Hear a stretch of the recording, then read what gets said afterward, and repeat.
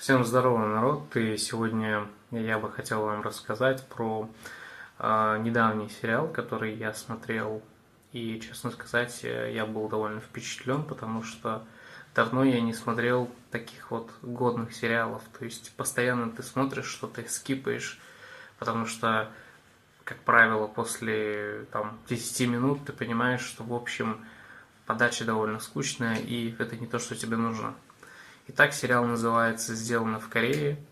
И что вот мне запомнилось, это не тот фильм, о котором я делал свое предыдущее видео. Тот тоже является сериалом и тоже является корейским. В этом сериале речь идет уже про 60-е и 70-е годы, примерно, я говорю сейчас.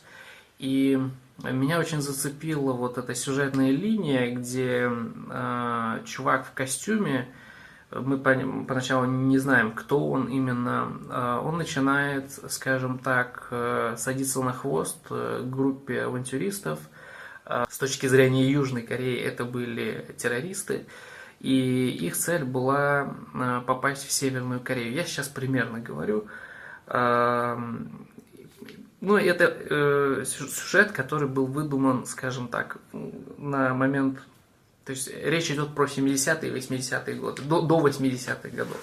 И вся суть в том, что эта группа коммунистов, то есть это были коммунисты, по-моему, не марксисты, то есть, ну, это не принципиально важно, это были просто чуваки, которые были против системы в Южной Корее, и их цель была попасть в Северную Корею за счет того, что они захватывают самолет, то есть они захватывают самолет, и против чего-то они были еще, ну, как вы понимаете, они были против того режима, который существовал вот в Южной Корее. И у них есть свое руководство, есть свой вожак, который по ходу их вот этой авантюры, он начинает как бы сомневаться. И у них начинаются проблемы уже на момент, когда они захватывают заложников на самолете. И этот чувак, ну я его так называю чуваком, это мужчина в костюме, такой импозантный, и уже сразу понятно, что это, скорее всего, либо какой-то очень большой человек, который работает на правительство Южной Кореи, либо это, по сути, просто-напросто какой-то бизнесмен, который ведет свои дела. Мы до конца этого не понимаем. Но что вот именно мы понимаем, то что история, которая вот будет разворачиваться, она не закончится там спустя 30 минут, и понятно, что будет что-то большее. Честно сказать, я начал смотреть вторую серию, и она меня не так сильно зацепила, потому что там уже шла речь о другом. И вот говоря вот про первую серию, там есть момент, где на борту самолета, который захватывается, есть, значит, мать с ребенком.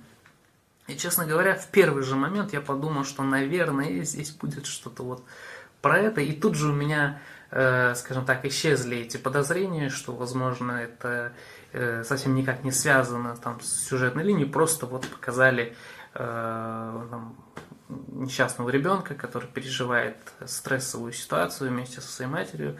Этот мужик в костюме успокаивает ребенка, и мы, соответственно, видим образ героя, который сохраняет, скажем так, хорошую мину при не очень хороших, скажем так, обстоятельствах. Вот. Группа коммунистов, которые, как я уже сказал, захватывают самолет, они должны, скажем так, из Южной Кореи попасть, как вы понимаете, в Северную. Их разделяет. И по сюжету так получается, что они сначала попадают то ли в Японию, то ли в Южную Корею. Я просто смотрел вот прямо без всякого анализа, то есть просто чтобы передать вам мысль. И самолет принадлежит японским авиалиниям, то есть это японская авиакомпания, и там начинается уже спор на государственном уровне между Южной Кореей и Японией, казалось бы, да, какие могут быть противоречия, а нет, противоречия возникли, даже несмотря на то, что есть угроза скажем так, гражданам Южной Кореи, что это затрагивает интересы Южной Кореи, но при этом японцы не соглашаются в этом участвовать, потому что правительство Южной Кореи решает, что раз захвачены заложники, лучше отпустить, то есть отпустить. И примерно то же самое говорит человек, который сидел на борту. Мы позднее выясняем, я не буду спойлерить сейчас, мы выясняем, кто этот человек, но он в критический момент, когда начинаются проблемы у коммунистов, у их лидера и так далее, с удержанием заложников, он начинает давать им советы. Я не раскрываю вам сюжет полностью, я просто говорю вам, как вот я ощутил эту первую серию. Вот. И несмотря на это, японцы возражают, происходят вот эти переговоры. И там будет еще такой интересный момент, когда, грубо говоря, самолет приземляется на одном из аэродромов, и все думают, что это, соответственно, южнокорейский, вернее, северокорейский аэродром, и все, соответственно, там переодеты. И, как вы понимаете, я не раскрыл детали, поэтому не страшно. Вот. И в конце концов все оборачивается тем, что проблема решается, потому что чуваки, которые вот под началом у этого лидера, человека, который действительно он идейный коммунист, по крайней мере нам так кажется, что он идейный, и те проблемы, которые у него возникают, он решает с помощью вот этого вот чувака в костюме. И впоследствии мы видим, что он сам же этот человек имел какие-то дела в Северной Корее. И далее нам не показывается, каким образом он выехал, где он там оказался. Мы видим, что он решает эту проблему, он крут, и он возвращается к себе на базу, к своему начальнику, и мы уже понимаем впоследствии, что этот человек, ну, в общем, не очень хороший человек, так же, как и место, где он работает.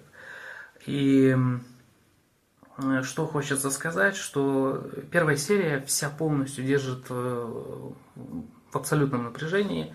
Также показаны второстепенные герои, и показан какой-то вот их действия, и то, как в каждой из этих ситуаций данный герой решает, главный герой, я имею в виду, в костюме, решает данную проблему.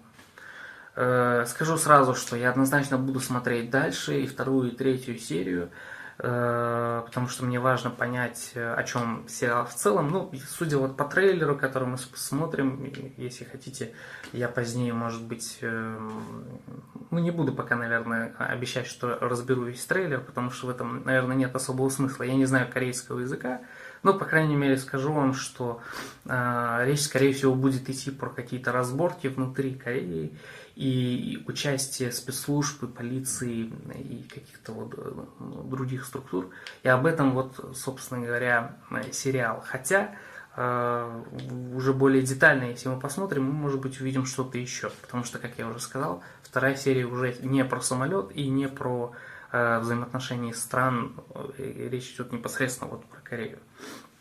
Вот. Пока что, наверное, все. Скоро будет следующее видео, поэтому подписывайтесь. Если вы смотрели сериал, пожалуйста, откомментируйте или просто дайте обратную связь. Всем пока-пока.